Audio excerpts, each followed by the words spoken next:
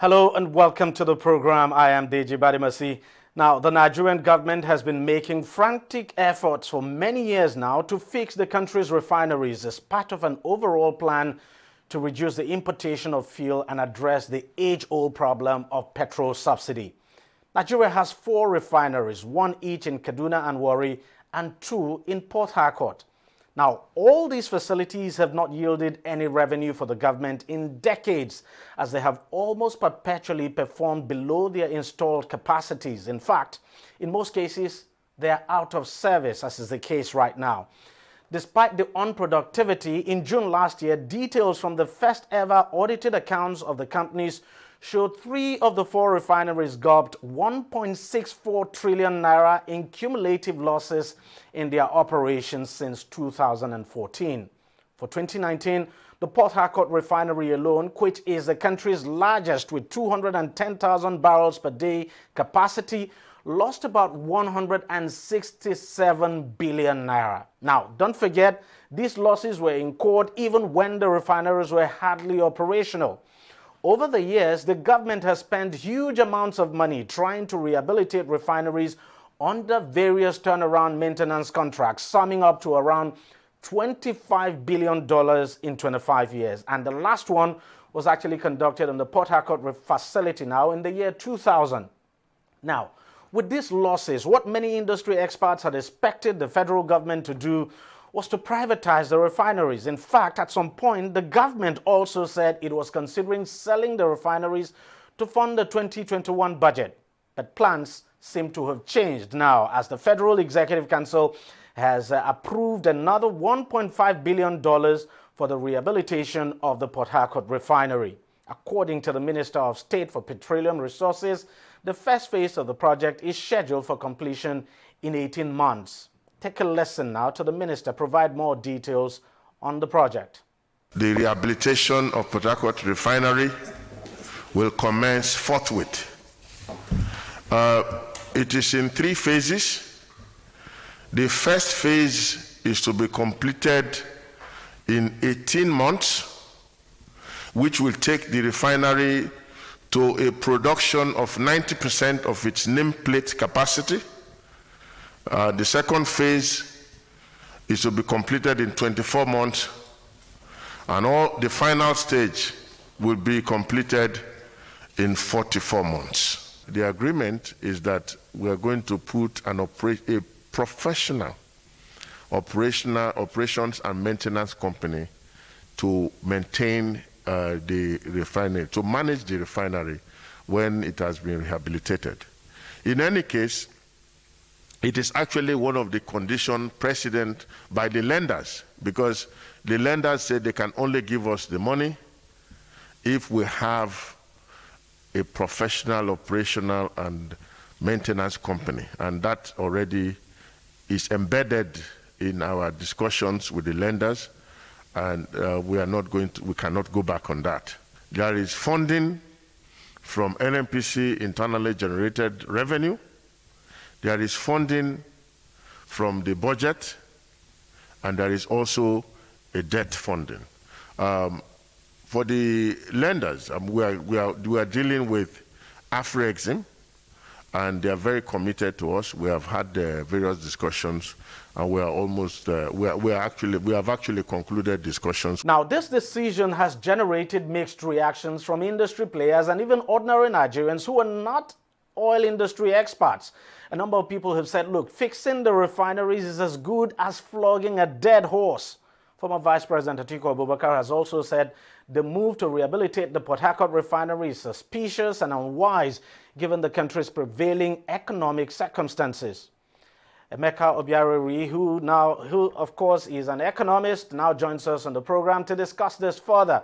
Thank you very much, Emeka, for joining us on the program. First off, give me your take on this decision to spend $1.5 billion to fix the Port Harcourt Refinery.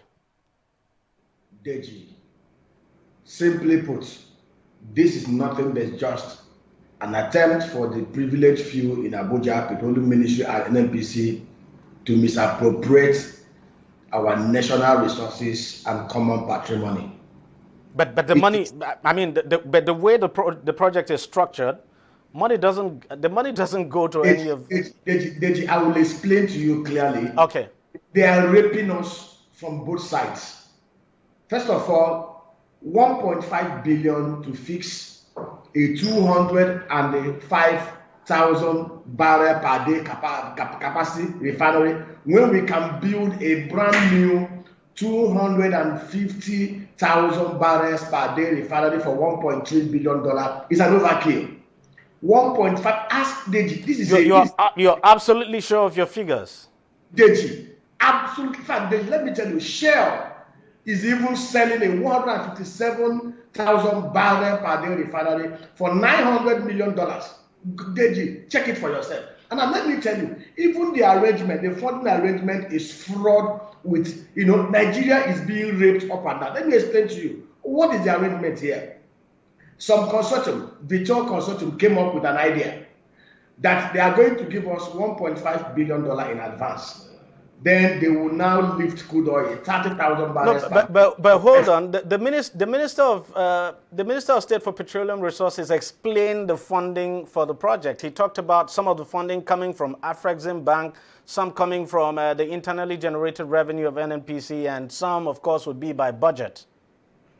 Deji, whichever means, however they want to fund this project, Deji, is clear daylight misappropriation of funds. It does not make any common sense. In fact, Deji, there is no honest industry player. There is no honest oil and gas player that will accept the explanations of the federal government of Nigeria on these steps to repair and rehabilitate a refinery that could actually be built brand new from the scratch with $1.3 billion. Let me tell you this. This is not the first time that they've attempted this. Remember, under the late Mike Antibaru, as the MD of GMD of NNPC, we were told that they spent $389 million to refix these refineries with associates. Deji, we're talking about 3 refineries that have got over 1.6 trillion naira in total losses. Of course, when did they wake up? Since 2015, they just woke up in 2021 to now start talking about fixing the refinery. And if you look at the milestone that they gave, the first phase will be 24 hours. They think critically 24 months. 18 months, 24 months, and then 44 months, which of course for me it's a very long time. Did you open your eyes and see what's happening here? The first 24 months leads into 2023. We know where these guys are coming from. Deji. Obasanjo in 2007. Remember, privatized these refineries and handed it over to the Blue Star Consortium that was led by Aliko Dangote and Femi Otodola. But unfortunately, the government that took over from Obasanjo reversed exactly. Exactly. It does not make common sense. Let me tell you, the likes of Sahara Energy, the likes of African Petroleum that is now have been purchased from Fort Oil, they've all made cases for those refineries to be handed over to them, for them to co-locate brand new refineries of about 200,000 barrels per day in those locations. That we have local exactly. So let me get your point now. What you are suggesting, that the best way to deal with this is to just sell off the refineries and not keep them. Why are we keeping them if they are not making money for us and we're spending money to keep them in operations? Will allow those in the petroleum ministry and NNPC to continue to rape us. It will give them. Let me tell you, in March 2020, during the period when we had lower oil prices, in fact, as at March 2020, a liter of the PMS was selling for 88 naira, way below the pump price of 125. We begged these guys, we pleaded, we made credible, factual-based cases for them to deregulate that market as at that time, so that the market can find its bearing. These guys refused. Let me tell you, the opacity in the oil and gas sector, the inability of these players, the regulators, to open up this market serves their selfish private purpose. But another thing we must not fail to observe too is that whether we like it or not, there are quite a number of Nigerians who are even against the idea of removing subsidy or even privatizing anything at all. I mean, deregulating the sector. We know the labor unions in this country are against the idea of deregulation. How do you deal with that? And we know it's part of the reasons why, you know, even past governments have had, you know, issues with deregulating the sector. No government has been able to be bold enough to just bite the bullet, so to speak. Deji, let me explain to you. Deji, in 2015, April 2015, a bag of rice sold for 8,000 naira. Today, a bag of rice is selling for almost 28,000 naira. The rice is a more essential commodity that is consumed in every home in Nigeria than even petroleum product. But do you know why Nigerians never felt the pinch? Or they are feeling the pinch? And the price is moved up gradually. Of course, over time, if we're able to get our acts right and have supply more than demand, that's true. The price will come down. It will come down, yes. That's domestic. Absolutely. A window opened for us twice under this Buhari's government. Twice windows opened for us to deregulate. If we had deregulated this market in March 2020, when the prices of the petroleum product crashed to 88 naira, by now, the refineries will have been up and running in Nigeria. Let me tell you why the likes of Shell and Chevron and Total are not building a refinery in this country. They are not building because our system is opaque. We have a system that is so regulated, a system that is built around corruption and sleaze. Shell has a refinery in South Africa. Chevron have a refinery in South Africa. South Africa does not even have the kind of market we have here. South African daily consumption is about 32 million liters a day of PMS, which is less than what we consume in this country. Yet, Shell, Chevron deemed it fit. The total domestic refinery capacity of South Africa is about 504,000 barrels per day. Why are these guys not setting up refineries here? Total went to Cote d'Ivoire to set up one. Why? And part of the reason is because we are regulating the market.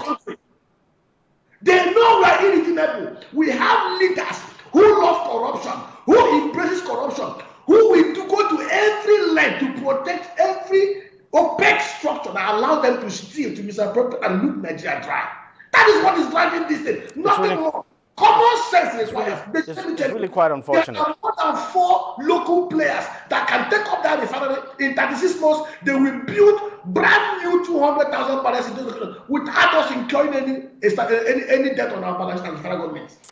To be candid, it's really unfortunate that we've not been able to get our refineries to work. I don't know what's wrong with us Nigerians, because the people who work there are Nigerians. So why we're not able to get these refineries to work actually beats me. But that's how much we can take on the program. Thank you very much, Emeka, for joining us on the show, and thank you very much for your incisive contributions.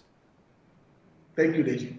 All right, we'll take a short break, and we'll be right back for another opinion on this issue. Stay with us. Opinions are free, facts are sacred, but truth is universal. How, in practical terms, can we, for instance, de-escalate the tension? President must see himself as the President of the Federal Republic. We know where the enemy is. 3 places. The Lake Chad Basin, the border area between Nigeria and Cameroon, and then the Sambisa Forest. On Deji360, we give you a complete dose of everything. Opinion, facts, and undiluted truth. I hardly believe what politicians say in this part of the world. A new Nigeria is possible, a future is possible. We delve into the issues, dissect it so that you can understand it, use it to take action. I don't think there's any need for any governor to look for grant for ranching. Deji360, dissecting the issues.